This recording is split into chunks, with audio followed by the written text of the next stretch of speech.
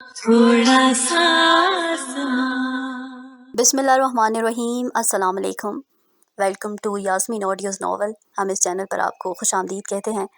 और आज जो आप सबकी भरपूर फरमाइश पर हम एक खूबसूरत सा नावल आपके लिए लेकर आए हैं, उसका नाम है थोड़ा सा आसमां, जिसको तहरीर किया है उमैरा अहमद ने। और बहुत से लोगों की ये फरमाइश थी कि हम अपने चैनल पर इस नावल को अपलोड करें, और हमें उम्मीद है कि आप खूब पसंद करेंगे और हमें सपोर्ट करेंगे।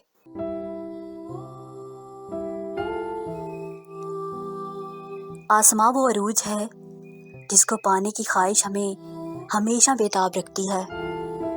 हम सब कभी ना कभी थोड़ा सा आसमां ज़रूर तलाश करते हैं। इस तलाश में बहुत से लोग बहुत कुछ खो देते हैं, और बाज़ दफ़ा इस तलाश में हम अपने पैरों के नीचे मौजूद ज़मीन को ठोकर मार देते हैं। फिर जब आसमां तक पहुंच नहीं पाते तो वापस ज़मीन पर आने की कोशिश करते हैं।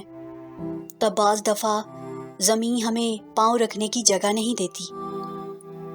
इस नावल के सारे किरदार भी आपको इसी तलाश में सरगर्दा नज़र आएंगे। ये तलाश उन्हें कहाँ ले जाती है, उसका फ़ैसला इन किरदारों को नहीं, आपको करना है। हम लोग नावल पढ़ते हुए आपको हमेशा हीरो हीरोइन या अच्छे किरदारों में पाने की कोशिश करते हैं।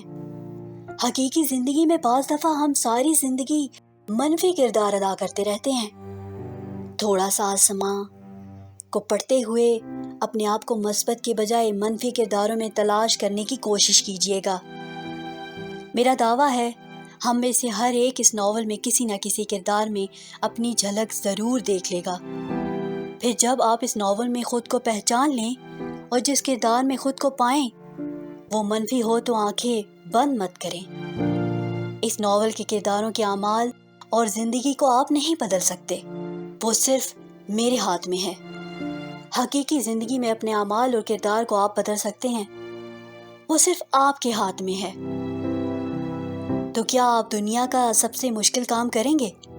ज़िंदगी में अपनी बुराइयों और उससे होने वाली दूसरों की ज़िंदगी की तबाही को ख़त्म करना चाहेंगे?